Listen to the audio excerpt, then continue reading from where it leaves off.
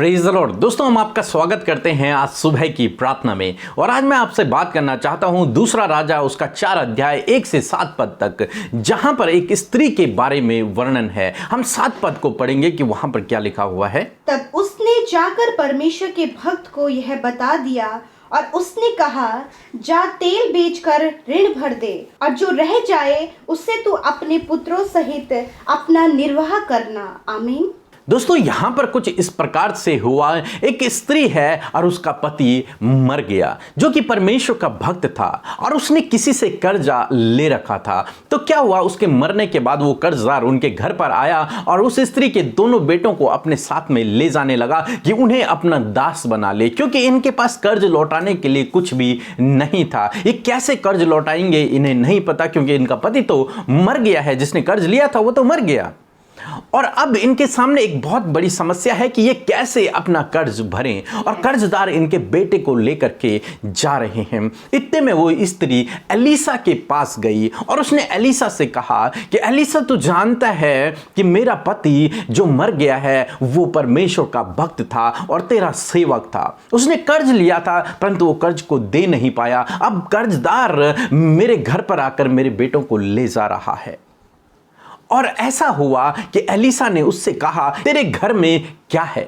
उस स्त्री ने कहा कि मेरे घर में केवल 1 हांडी तेल है। अब आप जान सकते हैं उस स्त्री की कंडीशन कैसी है, जिसके घर में केवल 1 हांडी तेल है, यानी कि एक बर्तन पे मात्र तेल ही तेल बचा हुआ है। उसके पास और शायद कुछ भी नहीं है। इसीलिए उसने कहा कि मेरे पास केवल 1 हांडी तेल है। तब एलिसा ने कहा कि तू वापस जा और अपने आस पड़ोस से सब लोगों से खाली बर्तन मांग ले। और एलिसा ने यहां पर कुछ बात को कहा। एलिसा ने कहा कि कम बर्तन मत मांगना, यानी कि तू कम बर्तन मत लेके आना। जितना ज्यादा हो सके उतने बर्तनों को तू लेकर के आना और अपनी कोठरी में जाना और उन खाली बर्तनों पर उस थोड़े से तेल को उड़ेलते चले जाना। और जब वो स्त्री घर गई, उसने आस पड़ोस से बर्तनों को मांगा और अपने कमरे में जाकर उस हांडी के तेल को उसने उन खाली बर्तनों पर उड़ेलना शुरू किया।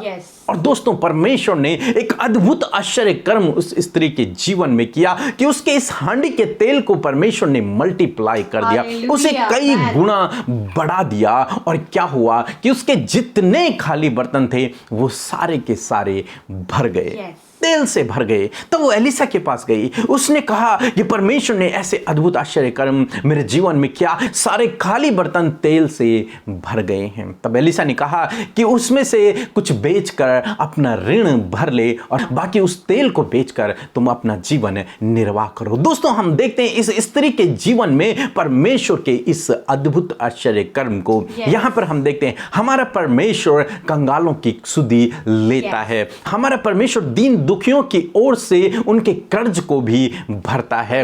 हमारा परमेश्वर जिस पर हम विश्वास करते हैं वो मल्टीप्लाई करने वाला परमेश्वर है, चीजों को कई गुना बढ़ाने वाला परमेश्वर है। दोस्तों, हो सकता है आपके जीवन में भी आप कुछ परिस्थितियों से होकर गुजर रहे हो जब आपको भी किसी का कर्जा देना हो और आपके पास नहीं है कि आप कैसे उस कर्जे को भरें। आप चिंतित हैं, आप परेशान हैं, तो मैं आपसे कहूंगा आप निराश न होएं, प्रभु पर भरोसा रखें, उससे प्रार्थना करें। वो आपकी ही चीजों को इतना गुना मल्टीप्लाई कर देगा, इतना बढ़ा देगा कि आप आसानी से उस कर्जे को भर पाएंगे।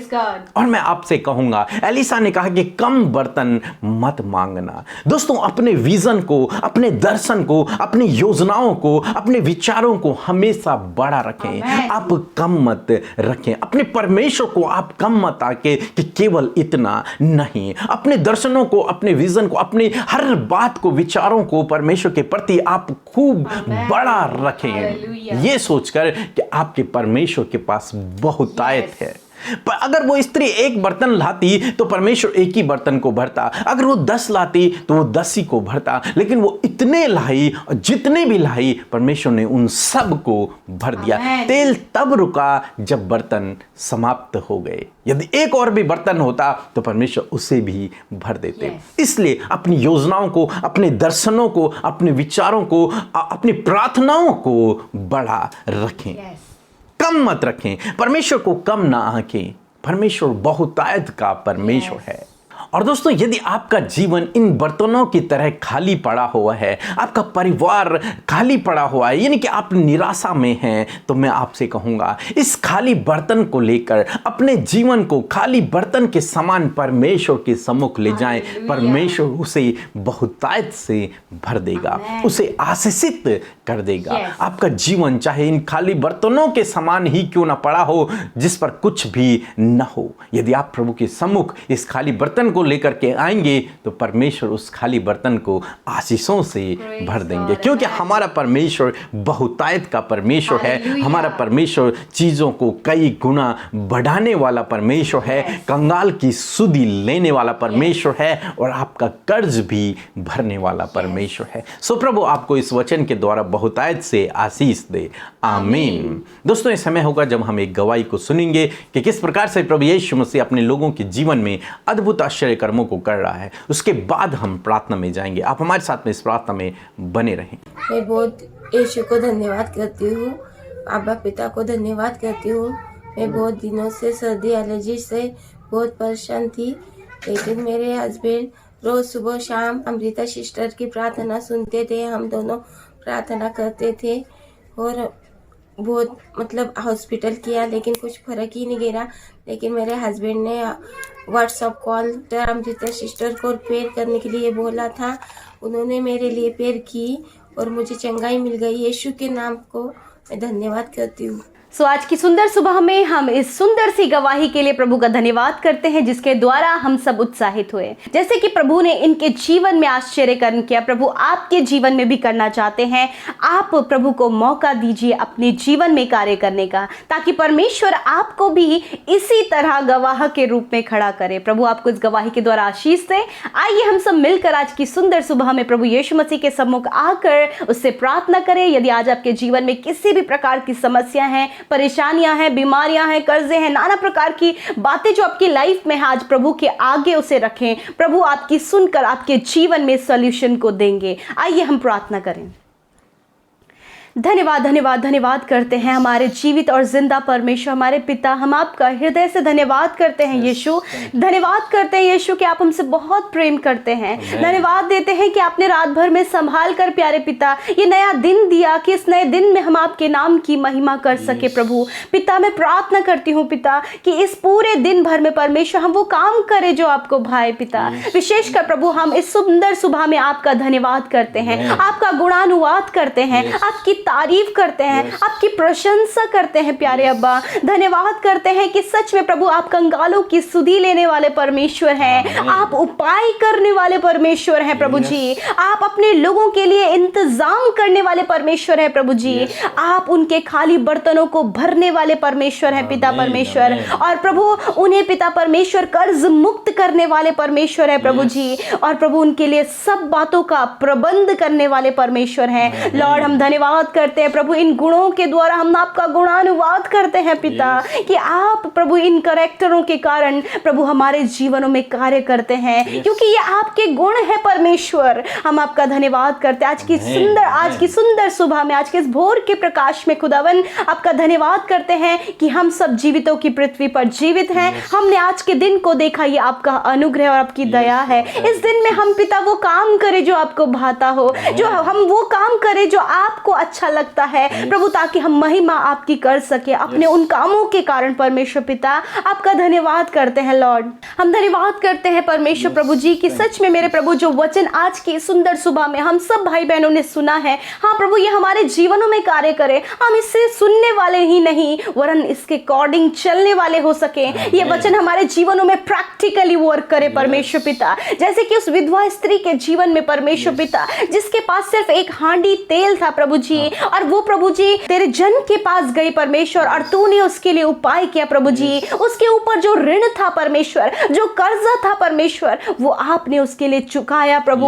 एक अद्भुत आश्चर्य कर्म करके प्रभु यीशु मसीह धन्यवाद करते प्रभु। आज यदि पिता ऐसी परिस्थिति आपके बेटे बेटियों की है जो आपसे प्रार्थना कर रहे हैं, वो कर्जे में है प्रभु जी, जब कर्ज मांगने वाले प्रभु उनके घर पर आ रहे हैं प्रभु जी, उनसे बार बार उन्हें इस बात को बता रहे हैं कि तुम्हें कर्जा देना है प्रभु, प्रभु इस बात को लेकर जब आपके लोग परेशान है पिता, टेंस्ड है प्रभु जी, बहुत ज्यादा निराश हो गए कि वो कैसे अपने इस कर्जे को चुकाएं, वरन प्रभु ये भाई ये बहन इस स्त्री के तरह परमेश्वर तेरी उपस्थिति में आए प्रभु, अपने खाली बर्तनों को लेकर प्रभु, ताकि आप इनके लिए भी उपाय करें, क्योंकि आप उपाय करने वाले प्रभु है खुदा। जैसे उस स्त्री के लिए उपाय किया, इस भाई इस बहन के लिए, इनके परिवार के लिए, यदि कर्जे में है प्रभु, इनके कर्जे को भरने में आप मदद करें परमेश्वर, इनके उस चीजों को आप मल्टीप्लाई करें जो इनके पास है परमेश्वर, और उसी के द्वारा प्रभु आप इनके ऋण को भरने में मदद करें, इनके कर्जे को भरने में मदद करें प्रभु। आज ये कर्जदार न रहे पिता, ये किसी के भी कर्ज तले दबे न रहे परमेश्वर, वरन ये आपकी संतान है जिन्हें प्रभु आप अबेंडेंस ब्लेसिंग देने जा रहे परमेश्वर। इनके जीवन से वो सारे कर्जे दूर हों और ये कर्ज मुक्त हो, ये तेरी महिमा करे पिता, और ये अपना जीवन